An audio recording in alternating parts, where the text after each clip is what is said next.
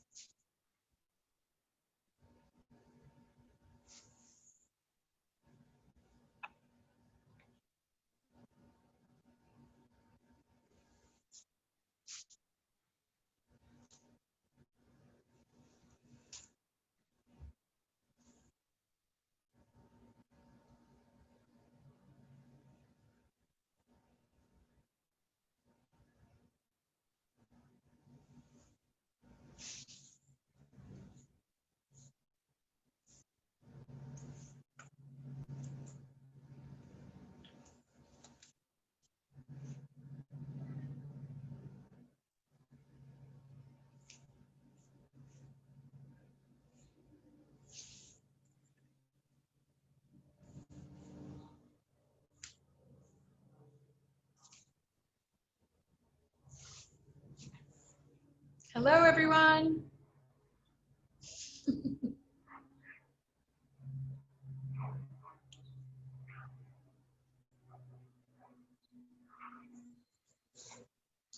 I think what we'll do is, oh, it's 5 after. I think this is a good time to start. So hello, for those of you on the West Coast, I hope that you're doing okay. It's been tough to see these images. Yeah, and for those of us on the East Coast, so many, I know worldwide we were impacted, but so many, especially on the East Coast and the Northeast, were impacted by this day 19 years ago. So just want to call that out and say welcome to the folks on either coast and everybody in between and all of these beautiful cities that we love. I'm going to do a quick intro. Actually, because I don't think Erika even knows what Breakout is, and so maybe we'll take a little bit of time to even say what Breakout is and this community is, but talk you through what the plan is. And so the thinking was that Erika and I are co-conspirators on multiple levels. We were going to have a short conversation. For those of you that are familiar with, because I guarantee you, you are only familiar with some small part of what Erika does in the world. She's going to give us like a proper intro into all of the many layers that is Erika, and especially her new project and her new company, Color Farm. But then what we were going to do is open it up to questions so that we can have a dialogue. As you can see, we can all see each other, and we want to have a conversation.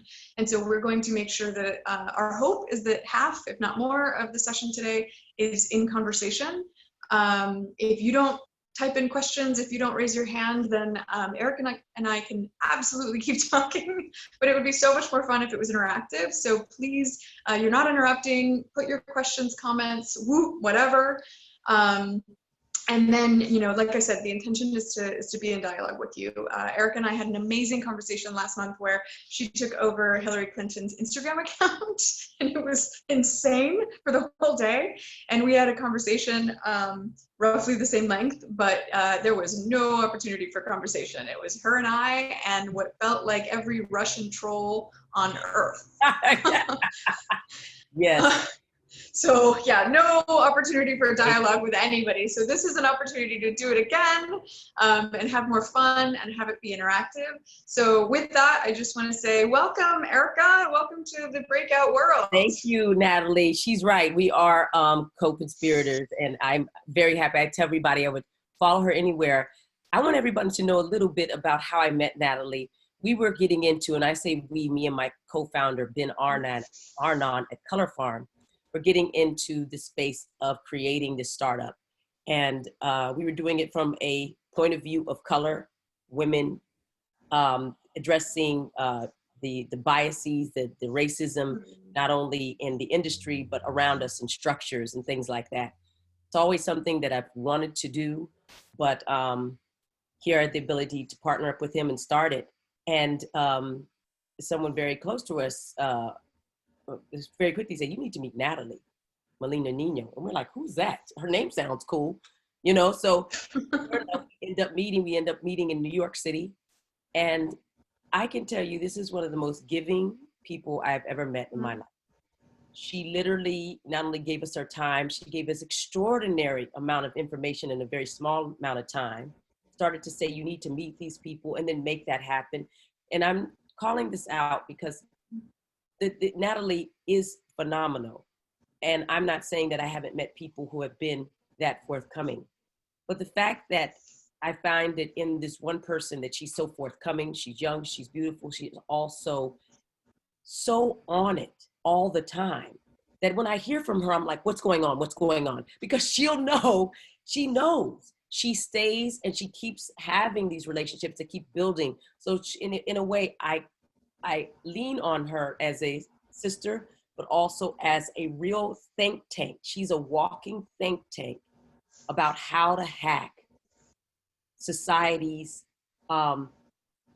suppression and diminution of Black and brown people and people who are marginalized. That includes people who are ageism, people who are disabled, all these people who fall into the so-called cracks. Nathalie is their advocate, and she's also on the forefront. She's in the frontier, and she makes sure that she says, look, that's the way. And she points it, and she says, I found this. And so I appreciated Leapfrog, her book. I appreciate the work she's done. Every time I see her on MSNBC, you know, the business channel, I say, good, they're talking to somebody who knows. So many times we don't feel like we're represented. And so when I see her face, I know that we're going to get the truth, and they're going to get the truth. She never plays it down. So I just want to give you props, Nathalie, and thank you for this conversation.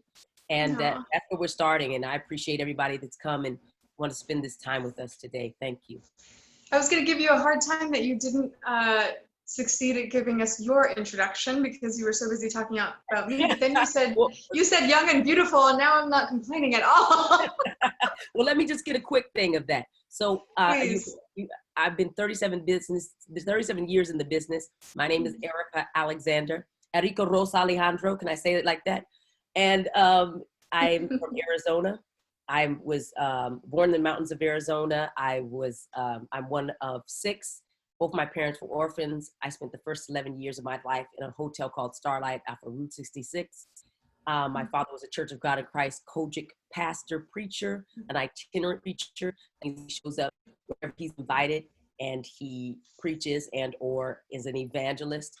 And my mother was, they were like a tag team. She would sing and he would preach, and that's how we made our living.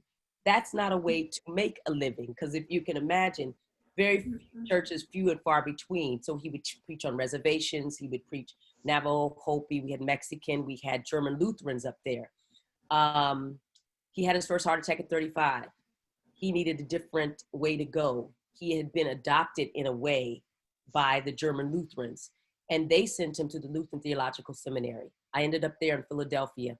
By the time I was 14, I was going to a 6-week performance art program called New Freedom Theater. A movie came to town, and they needed girls of color to audition. And when the smoke cleared, they cast me in the lead. That's how I got my career. And from there, it was a series of discoveries from other people who put me down, or when I say put me down, gave me an opportunity, and I moved forward. And that's why I'm here to date. From the kindness of strangers, from Blanche Dubois, I have depended very much on that, but also from the very intentional relationships that women, Black women, brown women, white men who saw something in me and said that they wanted to invest their time and also at least see that, give me an opportunity. And I tried to make the best of those opportunities over the last 37 years. Color Farm Media is one of those opportunities. Ben Arnon is my co-founder. What we call ourselves the Motown of Film, Television, and Tech. It's a media and venture studio, and we're digitizing and scaling the Motown model of talent and content development. We're also building a human capital IP base in the process. That's what I'm doing. I love it. And that's why we first talked, is you were building Color Farm, and your bravery for starting something totally different than anything you'd ever done. And that's what I really love about how you jump into things. Even if you've never done it before, you are unstoppable. And there's, not knowing where to begin is never anything that's going to hold you down, which is kind of the energy that I that I love, right? Because I know that everything is figure outable, to quote another entrepreneur, Marie Forleo. But I know that specifically a lot of entrepreneurs sort of don't know that and don't embody that, and you absolutely do. And I knew from the first moment that we started talking that, like, it doesn't matter what she's building, I know she's going to build it. So with that, I wonder, I know we're sort of talking, maybe even interviewing each other. You know, my background, obviously, for those that don't know me, although I think a lot of people at Breakout do, is I'm a retired tech entrepreneur turned investor, and in between I took a little detour into playwriting and Broadway and all sorts of strange things. Teaching as well. I started the Center for Women Entrepreneurs at Columbia that sits inside of Barnard College, which is why these things in this book and, you know, women entrepreneurs, specifically women of color, are so important to me. But I guess I wanted to start with the kind of what we framed the conversation was going to be about, which is that when we think about all the things that we touch, right? You and I are both advisors to Vote, Run, Lead, which is the organization in the United States that has, right, put the most women of color into elected office than any other organization. Amazing, they put, right? That's amazing. Yeah. Like Ilhan Omar, like so many others, right? And so there's that, right? And then I know you were deeply involved with the Hillary campaign, as was I. I know that, you know, you're working with Saru on One Fair Wage, right? Which is another really compelling thing. I've been working with Movement Voter Project, which is one of my favorite organizations because they have so far channeled over $50 million into Black and Brown led organizations that are on the ground in all of the key states, and they're going to make or break the coming election, right? And they are unapologetically focused on groups like Black Voters Matters or Desmond Meade's, right, the Florida Rights Restoration Alliance, getting returning citizens, right, their fees and their fines paid so that they have absolutely no problem voting in November. And then, you know, I don't know what other boards you sit on and other projects that you do and other, you know, sort of, but I want to know what those are. What I want to focus is just, it might seem to somebody who doesn't necessarily know how we connect the dots, how these things are all connected. And I kind of just want to talk about that. What else? What did I forget? Wow, no, that's awesome. No, that's a good conversation for us to have. So I would like to know how it connects for you, because I can sort of, you know, fill in there, because the thing is, to me, it's all a part of just being me. It's also a part of, if you're Black or brown or so-called marginalized, you have to do a lot of things in order to do the one thing you want to do well. Isn't that funny? So you end up building like these very strong rivers that connect to the Nile. The Nile is you, think of the Nile as you, but then you have all these sort of offshoots, and they're feeding you, and they're all parts of you, but you've had to develop them depending on where you're at and say, I've got to, now I got to go learn how to do that, because guess what? It's very difficult to thrive on just one or two, you know, source water. So, let's see, source power sources. But how did you do it? You, by the way, for everyone watching, and we're recording, so people will obviously see this later too. We've never talked about this exact thing. You know, we just kind of picked a topic, and the fact that you called it sort of all of these rivers, right, that are feeding into this one source, and why it's important. I never thought about it that way, but my answer before you said that was going to just be that the one connecting thread in why I get involved with politics, why I'm involved in the arts, why I would take a call from somebody who's starting the, you know, new Motown for storytelling, and why all of these things concern me, is because at the end of the day, I think that power needs to be shifted across all sectors to, you know, Black, Indigenous, all people of color, because of course for centuries it's been systemically removed, right? We've been blocked from that power, and so the work that's going to have to be done is on all fronts. It is in the entertainment world, it is in the political world, it is in the business world, and people who know how critical I am of the tech world also know that I'm a little bit of a masochist, because why would I leave tech, male-dominated, grow Silicon Valley culture dominated and then go to finance unless I absolutely am, on some level a masochist. The only place worse than tech tends to be finance, right? It's like I seem to love the abuse, but that's actually not it. For me, it was about when I did the exercise of seeing like, what are the things that are holding communities of color back? What I kept finding is that because I'm a systems thinker and I kind of try to get to the root of all these issues, I ended up with the money. Like Absolutely. that seemed to be the source of everything, right? And if that's where the source of all the problems are, that's why I think I landed in finance. But it's hard for me to ignore that the stories aren't being told too, and that we're not in the political places that we should be. And so to me, it is about connecting those threads. But when you said the river thing, what's interesting about that is just that I was talking to one of my business partners about how, like, why do you choose which projects? And it's like, well, if I'm a founder of a company and I don't like my relationship with the venture capitalist, then guess what? I'm becoming an investor. If I don't, like the relationship that I'm having with the bank, then guess what? I'll probably try to launch a bank. I think that there is some, karmic pleasure in getting to the place where you can go into a store and they can treat you like shit, and your response to that is, I'm buying the store. I'm buying the store. Right. And that's the river. Those are the rivers. All these rivers flow into one place. It's right. Like yeah, I guess if you get past, like if you're in New York and you get passed by taxi cab enough, you say, dag nabbit, I'm going to create Uber. I mean, here's the thing. I lived in that world that you could not get that taxi cab or that ride. You had to take a hack. They were called hacks. And you took a hack and that would take you to Brooklyn. And you had to negotiate on the street just in that moment with the hack who's like, where are you going? And deciding where they're going to take you. And they say, okay, come on. And then making up in their head what it's going to cost. And you're hoping that they'll be fair. But the thing about it for a woman is it was dangerous. You got in a car with a stranger that had no responsibility or accountability to anyone because you had no other choice.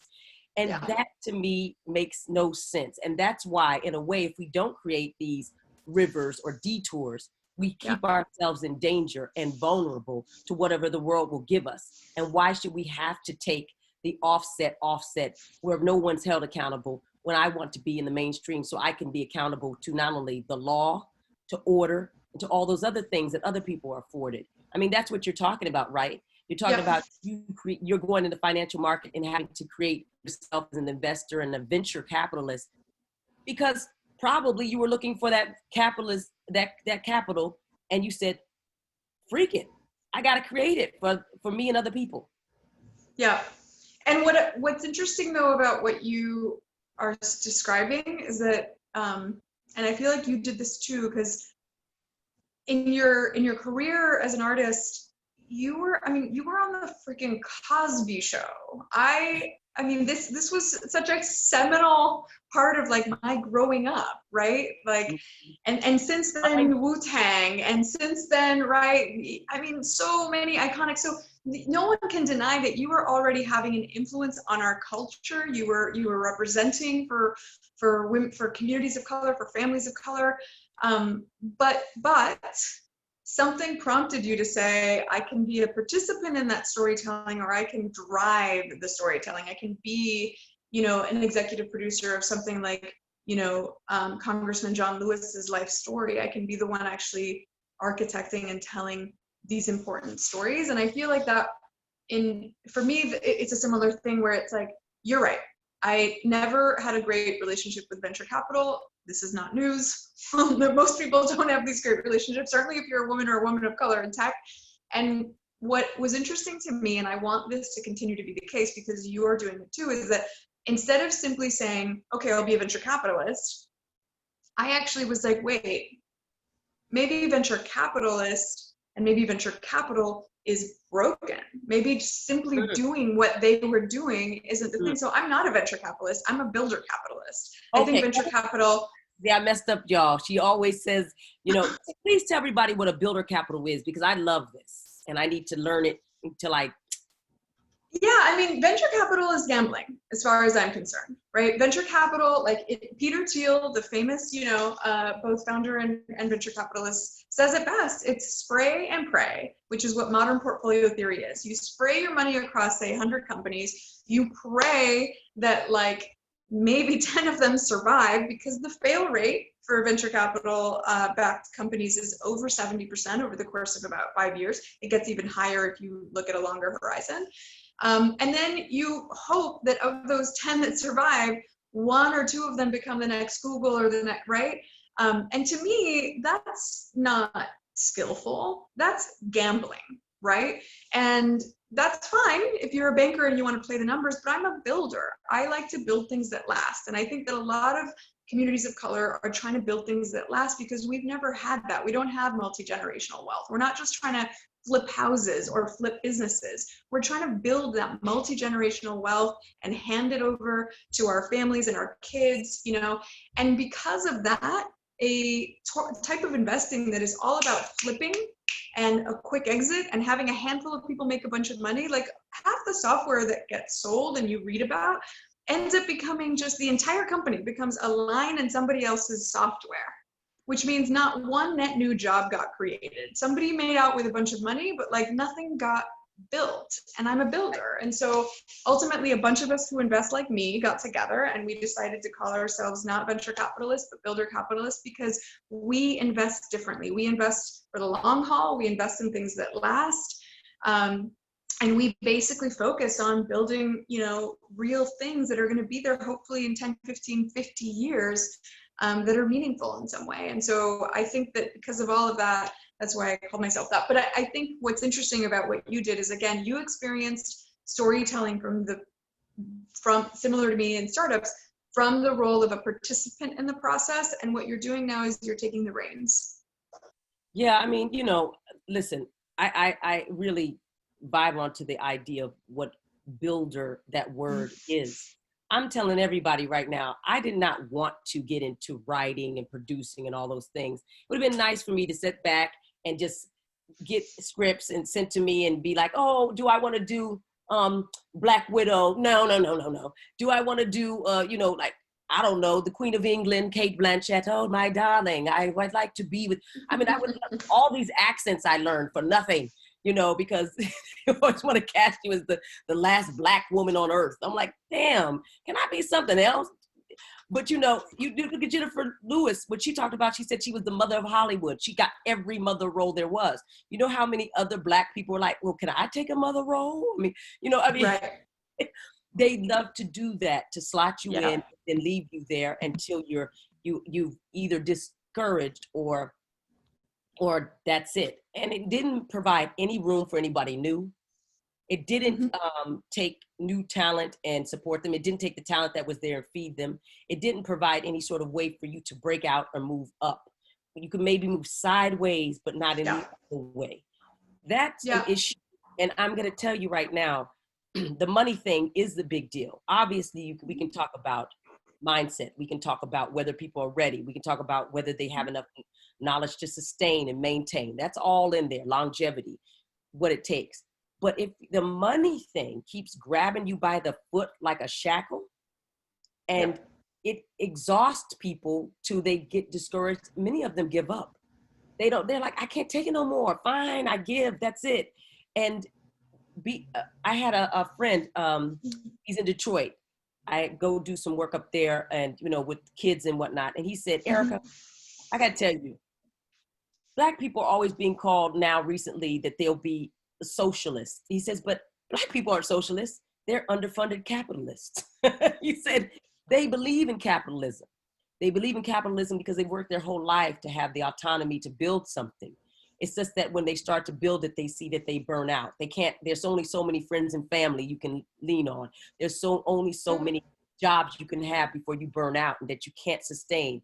Then after a while, there's a trust factor where you've done the job so much of other people that you don't feel like other people will do it as well as you. So you don't grow when you need to and release the reins so it can grow on its own. But if you look at filmmaking, especially with subjects of color, it's underfunded because they don't feel like those stories or narratives need to be told. So so we know that studios fund what they think are going to be valuable and successful in the marketplace. That's how that works. And if you look at the channels that feature history, even independent projects, a lot of the themes are similar. I mean, you can find documentary after documentary of Hitler, every which way but loose, and sharks. But to get one John Lewis documentary made, can I tell you, it took more than a village, y'all. It took a nation. This man had to do all of that in order to be that interesting for these people to come together, including to lift him up. That's a shame. And so there you go. I want to just say that people don't realize, and this is another reason that this is really important to me in terms of tracking your career and all the wonderful things that you're doing and wanting you to succeed, because we all benefit from that success. You know, the John Lewis documentary getting as much traction as it did, I think was a defining moment in the current movement, right? It was a huge contribution to that conversation. And something that people don't realize is, guess what the largest export the United States sends to the world? What? Entertainment. Entertainment, that's right. It is the single largest export that the US sends to the entire world. And so this business and entertainment, you know, connection is inextricable, first of all. And the other data point that I love is that if, like so many communities have done maybe at a smaller scale, right? When I think about the Korean American community in Los Angeles, you know, new Korean American immigrant arrives and they loan them money, they give them a home, they do all of these things to support a newcomer into the community. The Orthodox Jewish community have done this successfully. There are a number of different communities that have done this sort of circular economy in a way where they bank from each other, they shop from each other, right? They loan to each other in order to lift themselves up. And we did an exercise with my team, shout out to Perfecto Sanchez, who is my business partner. And we looked at what would happen if communities of color in the United States did that at scale. What would the size of that be? And the size was $3.9 trillion. We would be the 5th largest economy in the world. My God. If we just, as they say, put the oxygen mask on first. Oh, put the oxygen, come on now. Somebody, we put that on a t-shirt. Thank you. No, that's real. I love this. Oxygen mask. Thank you. Let me tell you. Yeah, keep going. I'm sorry, keep going. No, I want to hear what you have to say. And then I also want to be, I'm realizing I was waiting for questions to come up and then I prompted and a bunch of questions have come up. And so we should break for allowing this to happen. But I want more thoughts from you. And there's one other thing that I want your thoughts on, and that is you talked about how your friend said that, you know, we're underfunded capitalists, right? And I think that there is a lot of this talk about, especially right now, around, you know, the conversation around reparations. There's a lot of talk around the fact that communities of color might not have the financial fluency, you know, or some of the know-how around some of these vehicles to know truly how to build that multi-generational wealth that we want to build. And yet, you know, the people in Tulsa that were building Black Wall Street were doing just fine, you know, despite all of the obstacles. And when I think about I Have a Dream in the speech, right, the anniversary just passed, how, you know, MLK and all of the people that contributed to that speech, think about they knew that millions of people were going to see and hear that speech. And they were looking, you know this, they were looking for the metaphors and the language that would make the most impact. And they chose the metaphor of a blank check. Because our communities understand money. Yes. We do, at a very, very fundamental level. Absolutely. I think so. I mean, look, racism is about power. And the people who have power usually have money. And you want to control who does or doesn't have money. You may not be, it may be subconscious, but that's how it's played. It's like playing Monopoly and trying to get all the real estate and all the money because it makes you more powerful. So if white people, let's just be very clear about that have created the system of laws, the policies, the financial networks, all the story narratives that control and oppress African Americans, prevents us from creating wealth, health, longevity, prosperity, all those things, we have to destroy it. We have to destroy it to the core.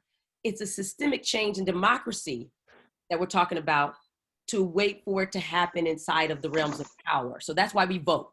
We vote because we're trying to to change the narrative, and you change it by putting representation up in there that understands the problem and can pull that huge weight over here. But that takes a lot of time.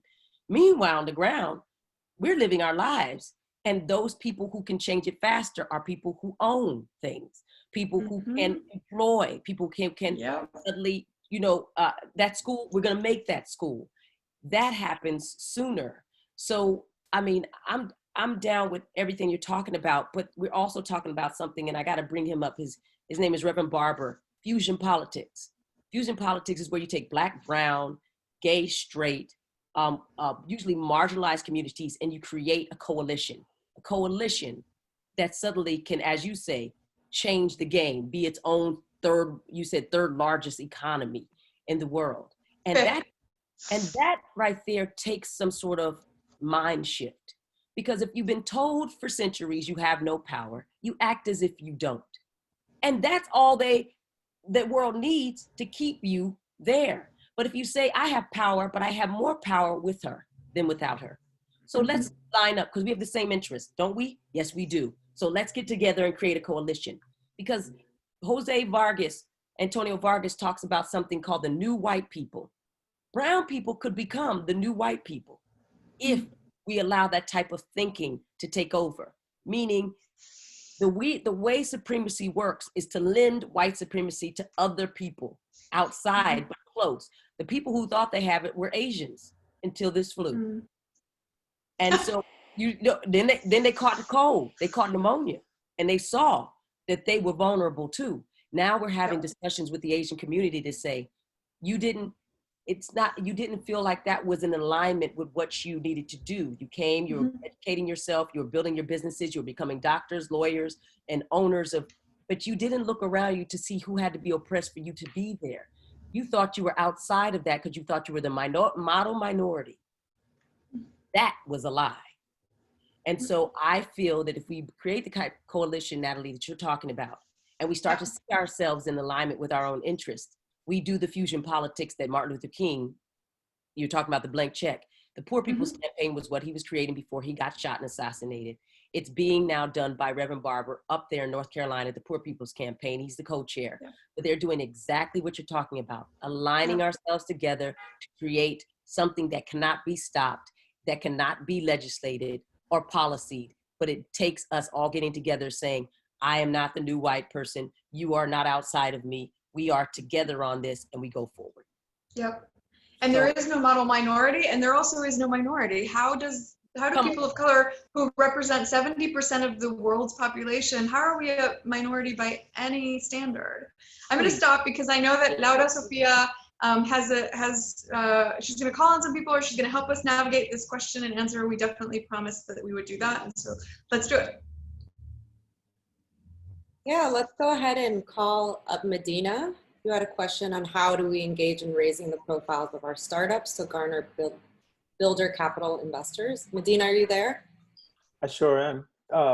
So good Hello, to, hey love, and everyone on the Breakout fam, and Erika Alexander, who's been a shiro for me on screen and off as an example. Thank you, Dollface. My funky cold Medina.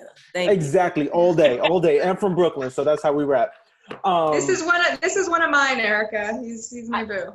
Oh, that's what's up. That's what's up, brother. Thank you. And it took a lot of sweat equity to get into Nathalie Molina's family circle. So, but my question is actually, so I also, my primary work is as a strategist, in which I've been fortunate to have wonderful, be a co-conspirator with Nathalie, but my actual, my purposeful work is through Equal Space, which is a shared space that we've created for people of color, LGBTQ startups, and people who live in the spectrum, as well as women ventures. And so we've created, I'm proud to say today, we just signed, we are now 3 floors, 18,000 square feet of dedicated space, from podcast studios to multimedia suites. We're content creators, startups in the tech atmosphere, and then brick and mortar dreamers.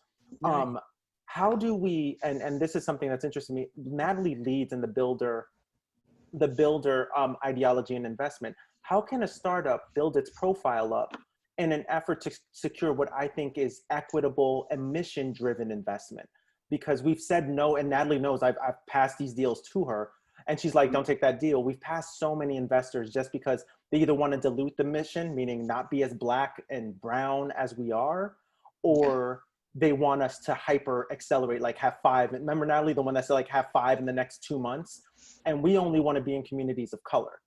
So my question is, how do you manage the two? I'm going to make it short because I think that we have a bunch of people with other questions as well, and I'm going to make some time. I would say my strategy on that one is cut out the middleman, right? The people who fund these predatory investors, like venture capitalists, are largely, especially in the beginning, before you get into the big pension funds and the sovereign wealth funds, but the smaller ones, the ones that are doing most of the investing in startups, are family offices. Family offices fund the funds, and then the funds come and they do all this weirdness with you. Cut out the middleman and go straight to the family offices. That's what I have been recommending to a lot of startups. And when you look at it from that eye, then you can see, like, what does Laureen Jobs invest in? What does Abby Disney invest in? What does Will Smith and his family invest in, right? Go directly to these family offices, understand what they care about, and then you have a better chance of getting that sort of capital, because for the most part, the people that are builders are these individuals that in their heart of hearts are building something to represent their family, right? Cut out the middleman, go directly to the people that actually care. And I would say that's the easiest and best advice that I can give. Thank you so much for that, Natalie, and thank you, Erika, for your gems that were dropping down like seriously, like everywhere. And I love that Erika's like transcribing. All right, we need a question for Erika. Come on, we've got a legend on this call. We need to somebody. I know you've got tons of fans. Muslims, something. Well, in content, who asked that? They get it because I put some stuff in there for you. Cool. Naya Malika Dixon, you had a few questions. Okay. Hi. Yeah, Naya. Hey, hi.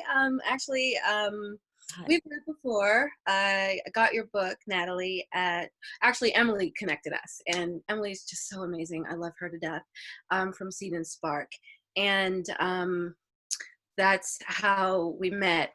I am in the process of building Audace Entertainment, our production company, based around that model of doing for self. And we've been blessed to have an influx of money. I got a small business loan, so yay, I was able to hire some people. But my question is on the business end. See, I'm a creative. I know what I'm doing creatively. We've even partnered up with Seed and Spark. Our film festival this year is on Seed and Spark. Yay, it's our 3rd year. But I'm learning, like I am clueless when it comes to business. So I'm a creative, I'm a former educator. How do I learn faster? How do I learn more and faster? I'm going to give this one to Erika because Erika has done it. Yeah. Well, let me ask you a question. I need a little bit more information. You said, how do I learn faster? What specific thing do you feel you need to learn faster and better?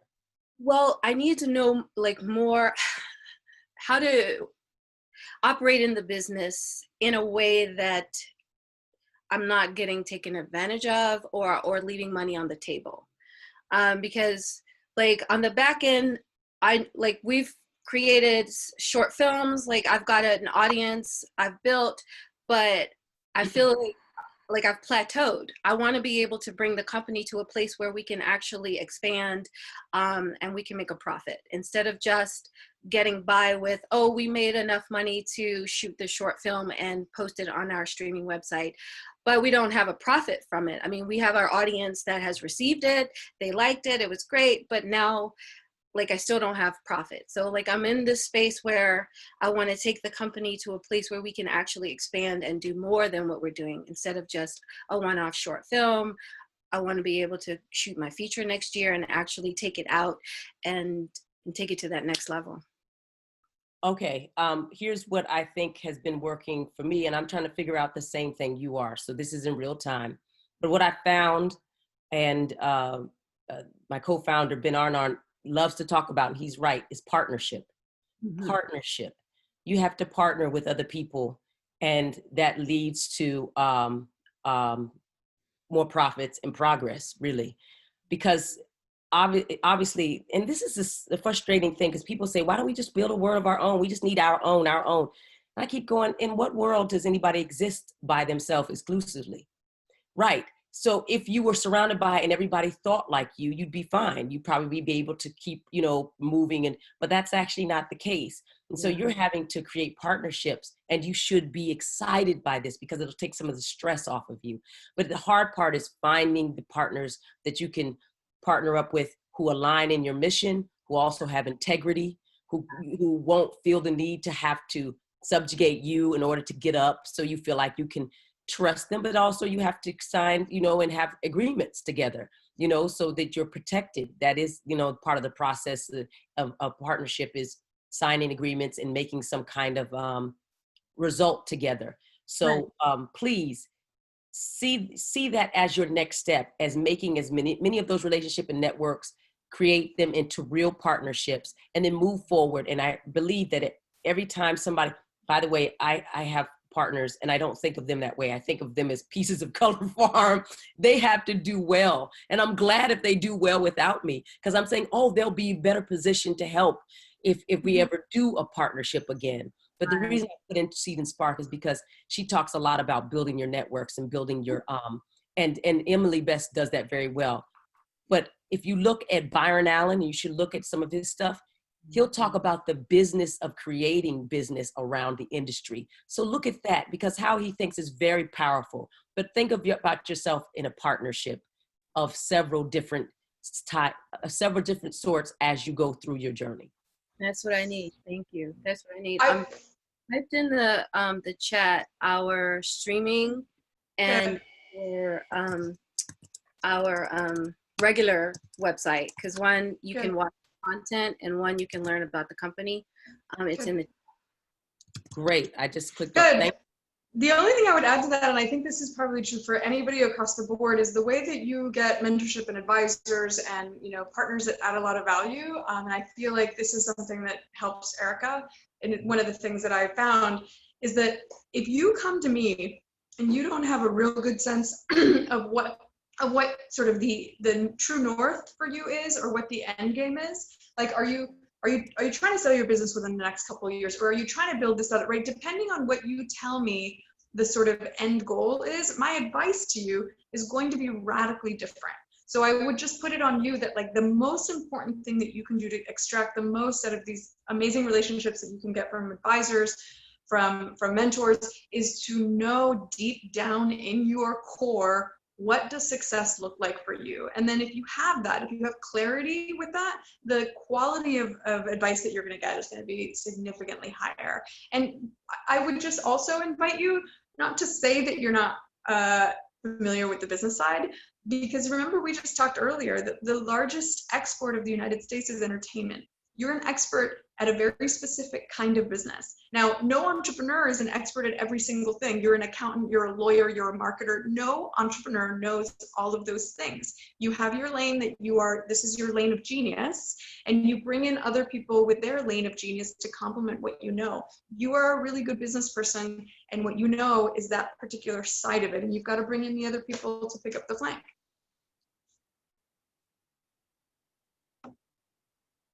Other questions, thoughts? And it is a global market, so I'm glad she's thinking that way, because we're not limited to United States. You're absolutely right. And in the Muslim world, that's a huge world. And if you think about what Netflix needs to now think about, that means that you are at a premium. You should approach Netflix like you're a queen, like the queen you are. Yep. All those things. I really appreciate you calling that out, because I am an expert at storytelling, especially when it comes to Black Muslim stories, and Black Muslim stories are global because they're all over the world. And so thank you. I really needed to hear that. I appreciate it. Absolutely. And shout out to Michaela Cole, who's doing so well on those things. And you see what she's doing? Go on and do that. Absolutely. Tell us ghost stories. Tell us thriller stories. Tell us all those. That's the tie that binds. We all get scared. We all laugh. We all grieve. But you're going to tell it from your unique point of view. It's going to be fierce. Yep. Amazing. What else you guys got? This is good. I love how in the weeds everybody is. These questions are, and these thoughts and these comments are very specific. It was really a very long one from Jessica Graves. Yes. Oh, yeah. Oh, yes. Laura, do you want to call? Can we unmute Yeah, Jessica Graves? Yeah, hello. Hi. Thank you for, just thanks for putting this together and speaking. I mean, I know we're both in Dreamers, but it's just such a, I literally was like, oh my God, I can't believe like we're having this conversation and finally it's centered on entertainment because it's so hard to find sometimes. I'm a little bit in the tech world and the fashion world. So yeah, my question was really kind of from your perspective, like where do you see talent as most vulnerable within the business side and sometimes the legal side of entertainment? And I gave that example of like, Michaela Cole's a good friend. She turns down $1 million from Netflix and people are probably like, what? You can't turn down $1 million from anybody. But she knew like, I need those rights, and she went to HBO. Or we hear about Beyonce negotiating with Uber for equity and then they go public, she's doing great. Or leveraging her recordings from Coachella, and suddenly now it's a Netflix deal. She doesn't care how much the fee was for Coachella because now it's a Netflix deal. So, we hear those stories, and then we hear the horror stories of like Taylor Swift signing away her masters and having a horrible public social kind of meltdown over it. And so I'm like, how do we kind of, besides kind of collecting these stories when they come out, like how do we more systematically prepare talent not only to kind of understand what they're walking into with some of these different deal terms and kind of financial acumen that they need, but also, how can they also think about reinventing the entertainment industry to work better for them? And I know that's a huge question. We could probably talk about it for like 3 hours, but just from your perspective, where are the places where people are kind of getting tripped up the most, or like not seeing the ways that they're playing small in entertainment? Are you going to answer that, Natalie, first? I feel like you need to have the last word. So should I do the first? You go ahead, go on, and I'll fill in the type. Okay. I think this applies to beyond just entertainment. I think that one thing that we have to be cautious of is the narratives that we're being fed, right? The ridiculous, mythology of all of these tech businesses, for example, that were started in people's garages. Bill Gates's, mansion garage in the nicest part of Seattle, right? Nobody talks about these sort of parts of the stories.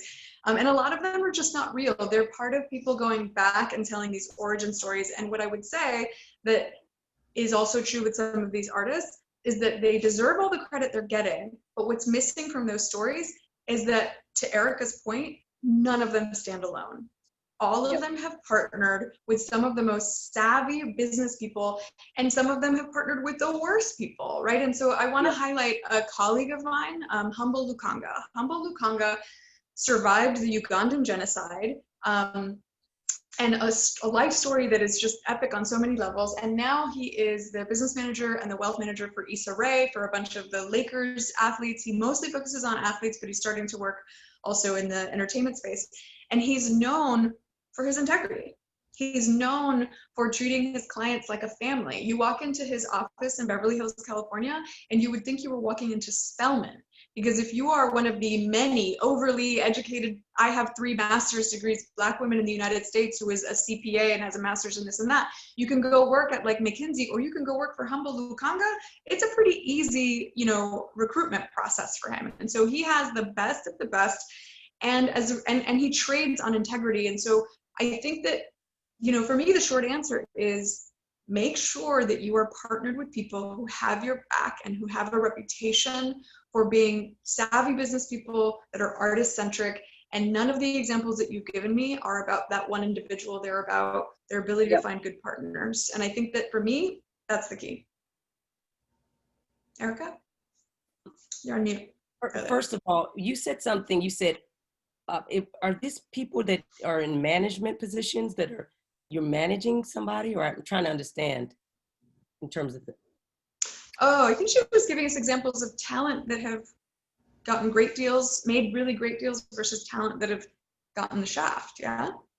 Yeah, for sure. I'm thinking more from the perspective of like going in as a talent and trying to think differently about an industry, and also just watching my friends go through the music industry and kind of not knowing that they should have even been asking for certain things to be taken in and out of their contracts, not even realizing they should be asking for help for certain things. So is there ways like, you know, to kind of avoid people having to keep walking over landmines for us to figure out that it's bad? Like, can we teach people beforehand, or what's a better way for us to know this before they go out and have the bad situation? Okay, that's what I thought. I just was making sure. So here's the thing, and just an opinion of mine, hip hop absolutely destroyed us for a business sense of ourselves. They sold an illusion. We thought going out that if you had this look, you had all this swagger, that you had the game in business. Most of those people did not own themselves, let alone their, as you say, their own masters or anything around them. They were working for other people. We should have been following the person in the plaid shirt. The plaid shirt brother sitting in the back or woman sitting in the back, that's who owned everything. That's who the business person we should have been listening to. But we have not done that. So what we've done is we go out, especially as artists, and if it looks like it's like, oh, you know, well, what you call it, got that deal. He was able to flip it. We know a little bit more now about the realities of that, because those people started to grow up and tell us what was going down. But the truth is that mentality still reigns supreme. We have got to shock ourselves out of the illusion that success looks a certain way, and that we stop taking advice from people who have no business giving it. And I'm trying to tell you, they can tell you how to fail, but they can't tell you how to succeed. That's a difference. And we really need to find those people who know about the journey of success, and start to say, as artists, we need to lift ourselves in our mind to say, we can think around anything. We can create worlds of finance, but suddenly we can't create ourselves a business person. We have to create ourselves a business person like Mick Jagger. Mick Jagger, they said, did very well by the Rolling Stones because he was the business guy. He had gone to a very high-end business school. And we need to say that that's essential for us. And not just lean more on to saying, well, I just want to be free of that. And so many people are so, you know, we start to give ourselves a narrative that people are down on us, or we'll be taking advantage of us. No, they take advantage of people who don't know what they're doing.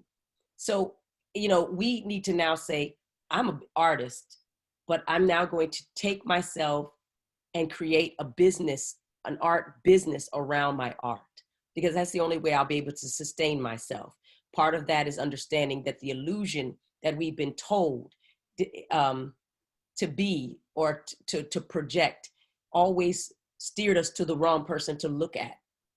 There's somebody who looks very boring that is next to Nathalie on those shows talking, and we need to listen to them, and we need to take that blueprint. And I'm one of those people. I didn't know what I didn't know, and I kept thinking I couldn't learn it. I think other people would get it for me, and I may not be speaking exactly to what you need, but that's my advice, is to start to see ourselves and create ourselves as business artists, business people.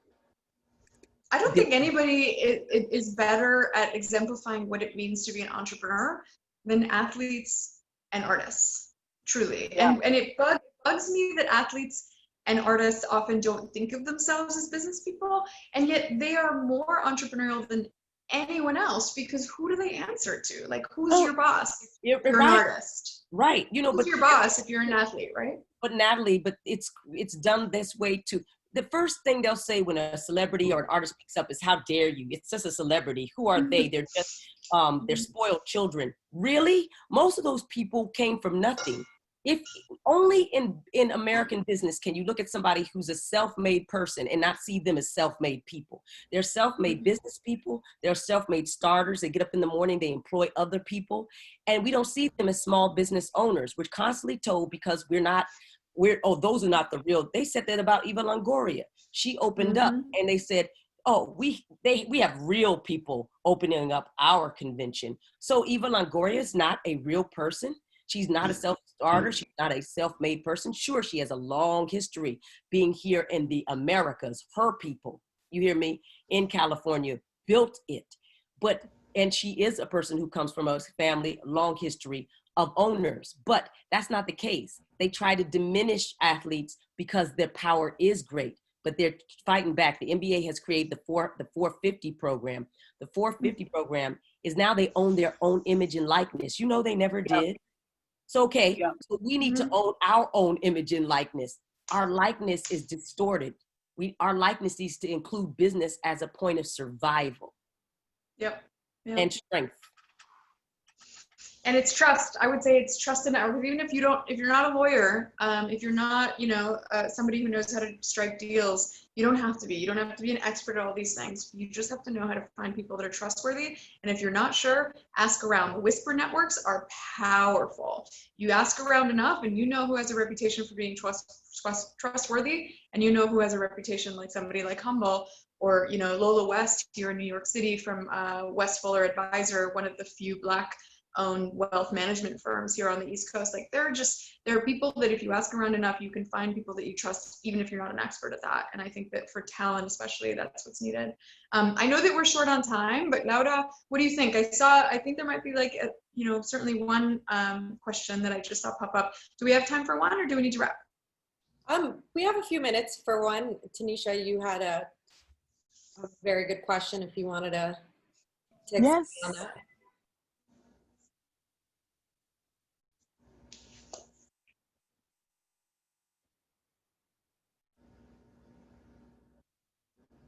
Tanisha maybe is on mute.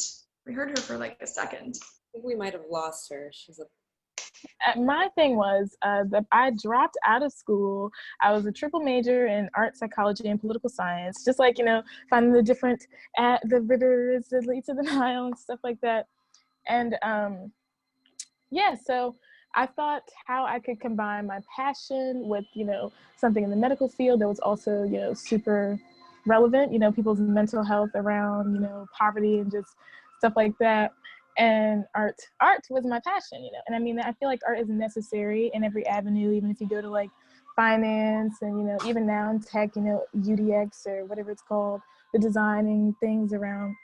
Anyway, so art is important. Mental health is important, obviously. But so I wanted to start like almost, I don't know, it seems so weird to me, like so out of place, just rearranging like how we view health and using like a salutogenic model that I learned from positive psychology. And so, but I dropped out of school, but it was like 4 years in, it was a lot of stress around not having money.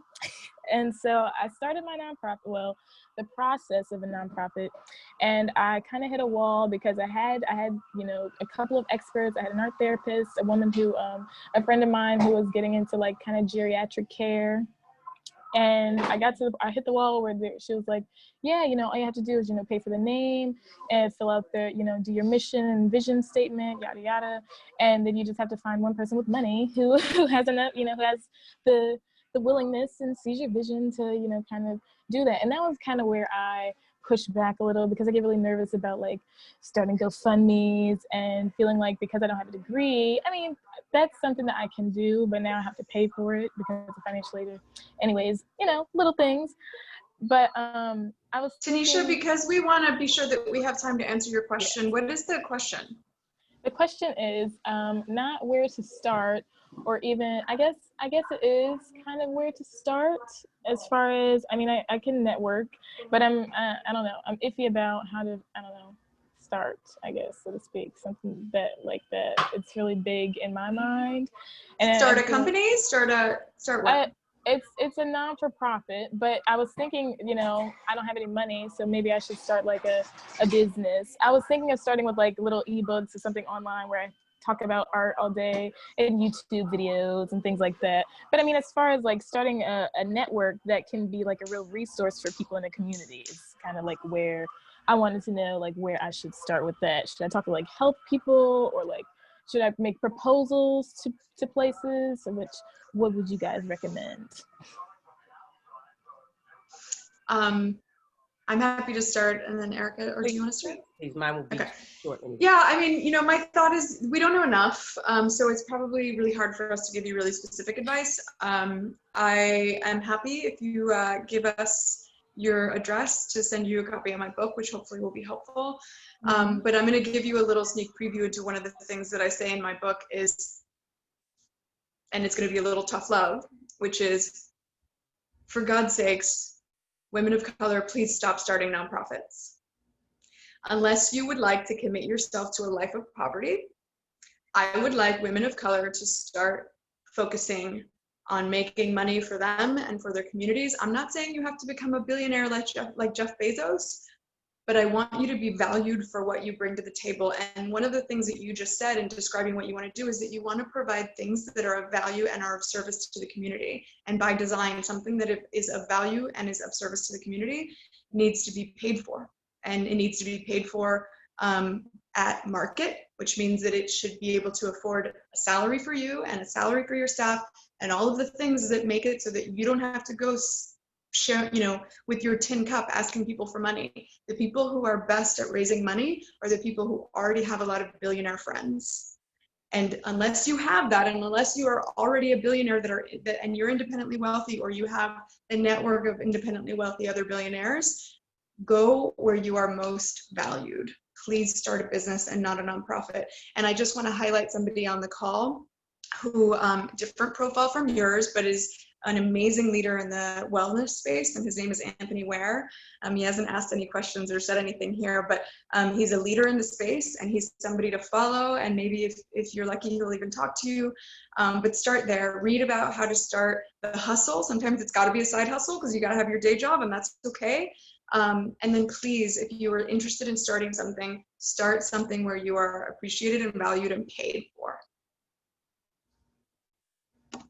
Yes, I believe that. Thank you so much. That's why I love Nathalie. Ooh, every time I come in here, she reminds me, oh gosh, she's right.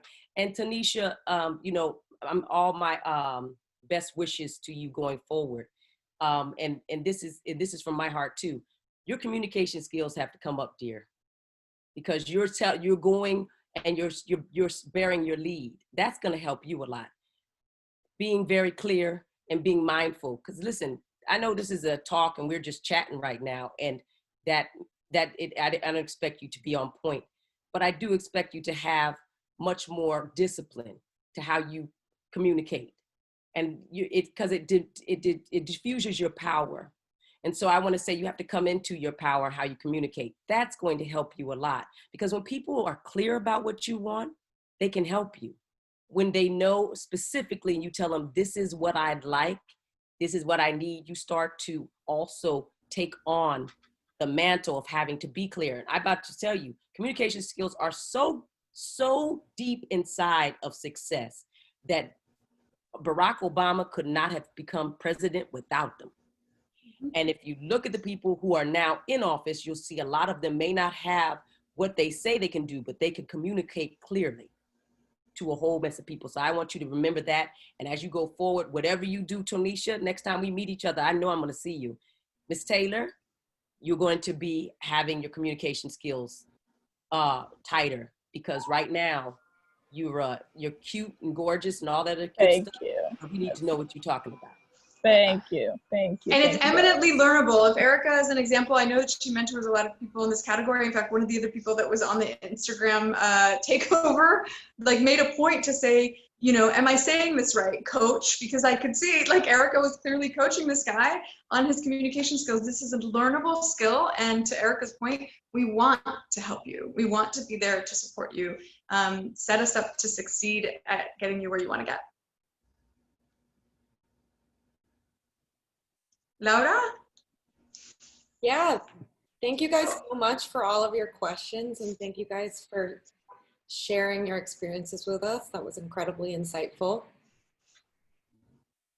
Thank you, and I appreciate the opportunity. Thank you all. It was a pleasure to meet you. I am found very easily, Erika at colorfarmmedia.com. If it takes me a second to get back, it's because I don't always pay attention the way I need to. But I say that because I want you to feel like you have somebody who would listen to you. And if I can, allow me to. I'm still trying to build my power base.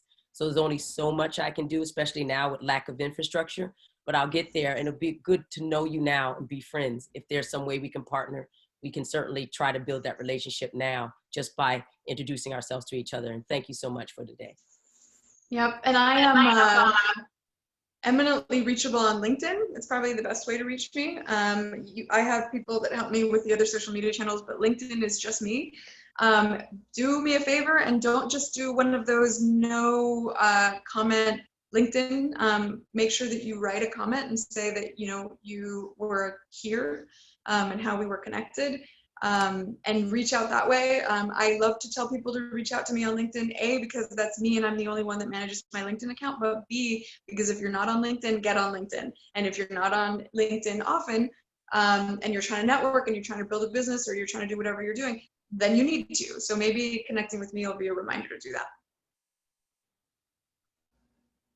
Thank you, everyone. Thank you for joining us. And Erika, a million times, thank you. It's always, always inspiring and wonderful to watch you work your magic. Thank you. Thank you, Nathalie. I love you. I'll follow you anywhere. Wonderful. Ditto. See you all in Topia. Have a great day. Thank you. Stay safe. Bye.